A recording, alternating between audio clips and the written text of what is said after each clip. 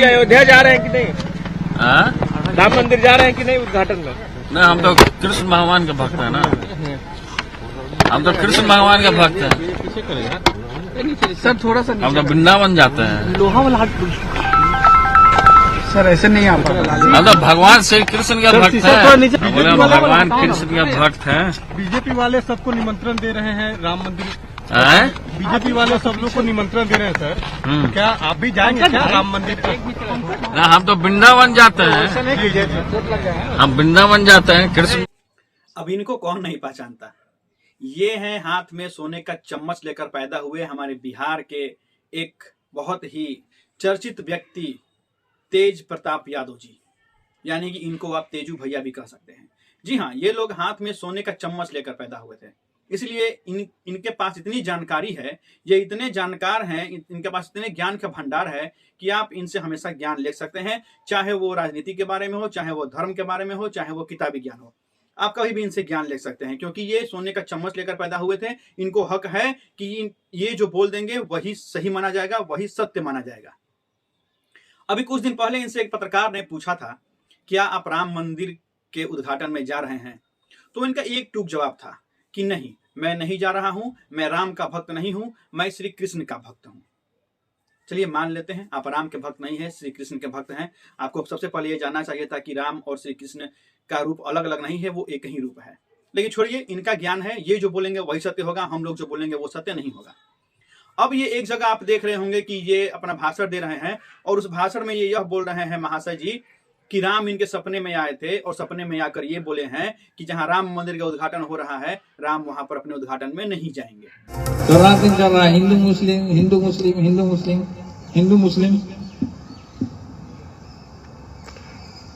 मंदिर आता है, राम जी आगे हो जाते हैं, और फिर चुनाव खत्म हो जाता था, राम जी को पूछ बंद हो जाता है कि राम जी कहीं भी जाएं। वो जरूरी है कि जिस दिन 22 तारीख को कर रहा है उसी दिन राम जी आएंगे? नहीं आएंगे उस दिन राम जी, हमको सपना दिया। 4 शंकराचार्य हैं, उनको भी सपना आया है, हमको भी सपना में आए हैं राम जी।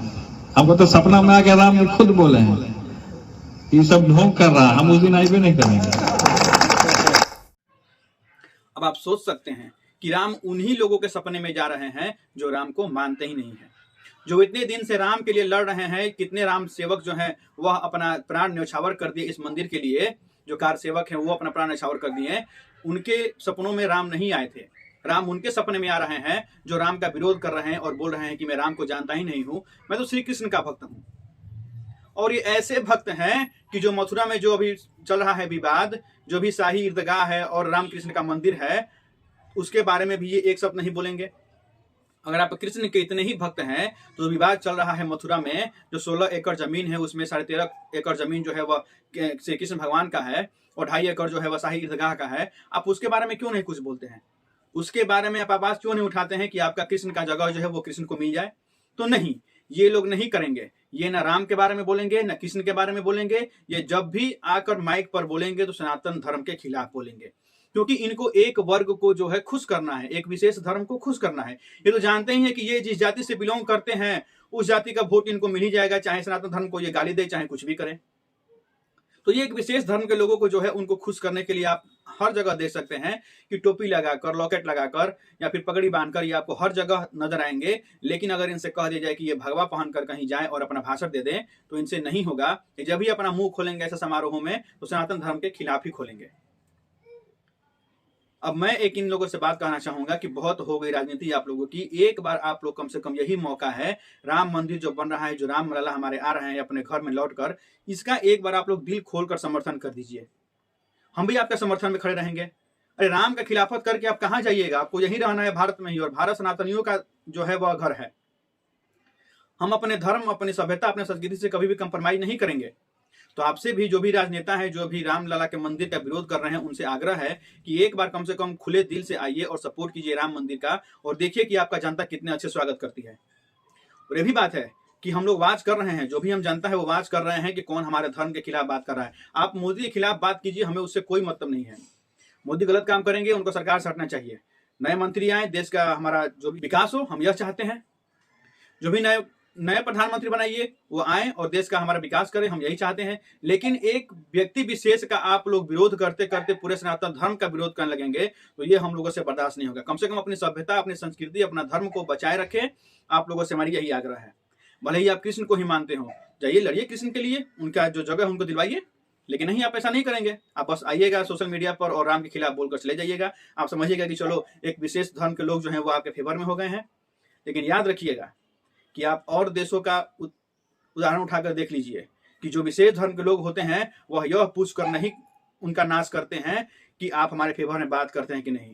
वो संपूर्ण नाश करते हैं और केवल अपना जो है छत्रछाया सभी जगह बरकरार रखते हैं। तो ये हमारा आग्रह होगा कि अपनी सभ्यता, अपनी संस्कृति को बचाए रखने के लिए यह दायित्व अगर आप लोगों पर हम लोगों ने सौंपा है, आपको वोट देकर जिताया है, तो हम आपसे आशा करते हैं कि आप लोग भी हमारे धर्म, हमारी संस्कृति, हमारी सभ्यता के लिए खड़े होंगे। और हम अपने नेताओं से यह आग्रह करना चाहते हैं कि एक बार कम से कम दिल खोल कर आइए और रामलला जो अपने घर में आ रहे हैं उसका आप लोग जोरदार स्वागत कीजिए और एक साथ मिलकर स्वागत कीजिए, ताकि जो मोदी अभी लाभ उठाना चाहते हैं कि वही रामलला को ला रहे हैं, वो उसमें विफल हो जाए। आप चाहते हैं कि अगर मोदी विफल हो तो आप सबको एक साथ आ जाना चाहिए। आप भी उतना उत्साहित होइए कि हाँ, आप भी रामलला के आने से बहुत खुश हैं, तभी तो जनता जानेगी कि हाँ, सब कोई एक साथ मिलकर आ रहा है। आप विरोध कीजिएगा और वो उनका स्वागत कर रहे हैं, तो फिर ऑब्वियसली बात है कि आपके विरोध में सब कोई खड़ा होगा। आप भी आइए, आप भी राम से उतना प्यार कीजिए और आपको उतना ही प्यार मिलेगा सनातनियों से। तो चाहे आप राम को माने, चाहे कृष्ण को माने, लेकिन सनातन धर्म नहीं मिटना चाहिए। राम और कृष्ण और जो भी हमारे विष्णु है या फिर जो भी शिव जी है, वो सब कोई अलग अलग कोई नहीं बांटा गया है, सब एक ही हैं और एक हैं। तो हम सबको एक साथ खड़ा होकर उनका स्वागत करना होगा। कमेंट में जरूर बताइएगा कि जो भी ये नेताओं का बयान आ रहा है वो बयान अच्छा है या फिर बुरा है।